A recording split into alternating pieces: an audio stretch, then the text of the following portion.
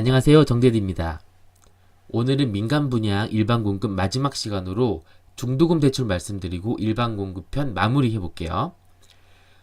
중도금 대출은 보통 계약하고 6개월 정도 뒤부터 진행을 하는데요. 만일에 내가 중도금 대출 자격이 안 되면 어떡하지? 이런 생각 때문에 모델하우스에 많이 물어봐요. 근데 모델하우스는 중도금 대출 진짜 1도 모릅니다. 그래서 막 모른다고 해서 기분 상하기도 하고요. 예, 저도 경험이 좀 많긴 한데 일단은 중도금 대출 제한 건수부터 한번 살펴보겠습니다. 은행에서 분양아파트 중도금 대출을 실행해주기 위해서는 대출 보증을 서주는 기관이 필요합니다. 그 역할을 해주는 게 허그랑 HF 각각 주택도시보증공사, 한국주택금융공사고요. 일단 보증 제한 건수로 투기과열지역, 조정지역은 세대당 한 건만 가능하고요. 다른 지역은 세대당 2건, 허그랑 HF랑 통합한 수치입니다.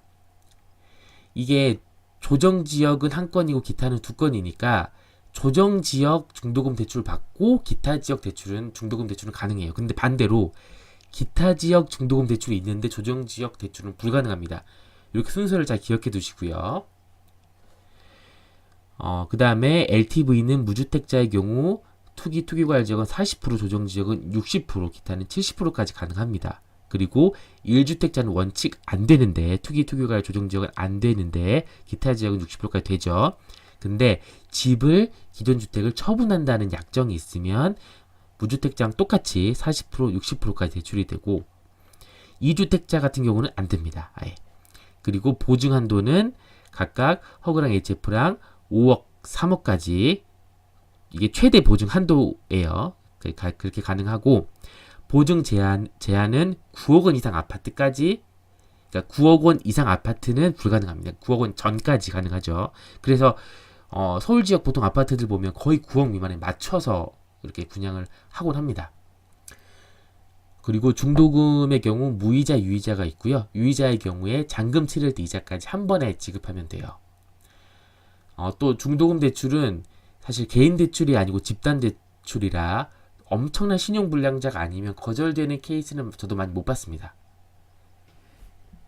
네, 중도금 대출까지 말씀드렸고요. 좀 정리해 보겠습니다. 정리하면 제가 처음에 분양 기본 조건들, 가입기간, 예치 금액들 말씀드렸고 그 다음에 선정 방법으로 가점제, 추첨제, 마지막으로 중도금 대출까지 말씀드렸어요. 이 정도면 민간 분양, 일반 공급 기본적인 내용은 다 말씀드린 것 같습니다. 마지막으로 분양에 대해서 제 개인적인 생각들 좀 말씀드릴게요. 저는 분양을 적극 추천합니다.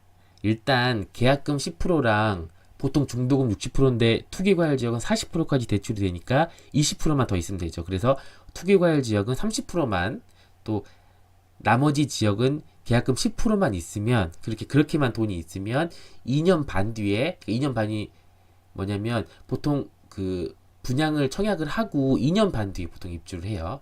그래서 그렇게 투기과열 지역은 30%, 나머지 지역은 10%만 있으면 2년 반 뒤에 새집에 들어갈 수 있는 겁니다.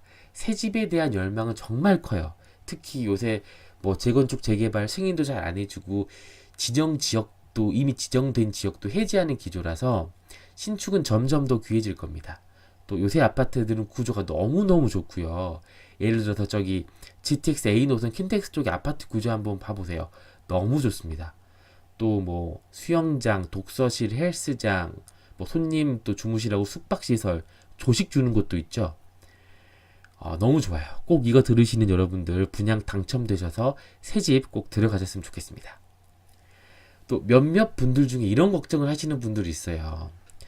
계약금 10%, 중도금 20%는 어쩌게 겨우 마련했는데 잔금 이제 70% 내야 되는데 돈이 없다고 그러시거든요.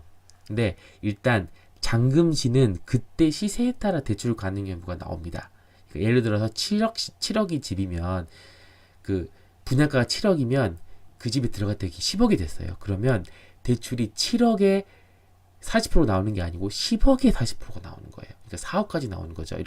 이렇게 보면 자금 계획이 좀 더 낫겠죠. 만일 이렇게도 부족하다고 싶으면 전세를 줘도 됩니다. 또 전세를 끼고 조금 더 기다린 다음에 돈이 좀 더 모인 뒤에 들어가도 되니까요. 이렇게 전세에도 만일 또 돈이 부족하다. 만일 이 경우까지 되면 팔면 되죠. 비록 양도세가 부과되지만 그래도 신축 집값이 올랐을 때 이것도 버는 장사죠. 근데 가끔씩 공공분양 택지에 짓는 민간 분양의 경우에는 전매 제한이 있을 수 있어요. 이런 거는 입주자 모집 공고 거의 맨 처음에 나와 있거든요. 이런 건 확인해 하시면 됩니다.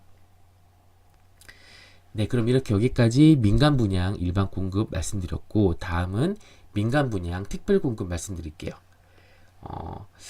이 편 끝내기 전에 제가 제 소개를 안 드린 것 같아요. 간단히 제 소개 드리면, 저는 기업체에 다니고 있는 직장인이고요. 부동산에 관심이 많아서 이런저런 공부도 많이 하고, 그러면서 공부한 내용들을 여러분께 소개를 해드리려고 유튜브를 시작하게 되었습니다. 또 제 아이디가 정데이디잖아요. 이제 3살인 아기를 키우고 있고요. 이렇게 직장을 다니고 아기도 키우다 보니까 제가 주중에는 조금 업로드 속도가 더딜 수 있어요. 그래도 틈틈이 작업해서 많은 유용한 콘텐츠 올리도록 하겠습니다. 각오 말씀드리면 사실 이건 제가 좋아서 하는 거고요. 유튜브로 돈 벌려고 하시는 분이 많은데 사실 저는 부동산 콘텐츠가 그렇게 돈이 많이 벌리는 콘텐츠는 아니라고 생각해요. 저는 그냥 부동산 공부하는 게 좋아서 이렇게 하고 있습니다. 많이 듣고 그러지 않아도 되고요. 저는 필요하신 분들께만 도움이 되신다면 그걸로 만족합니다. 다음 시간에는 더 양질의 콘텐츠로 돌아올게요. 다음 시간에 뵙겠습니다. 감사합니다.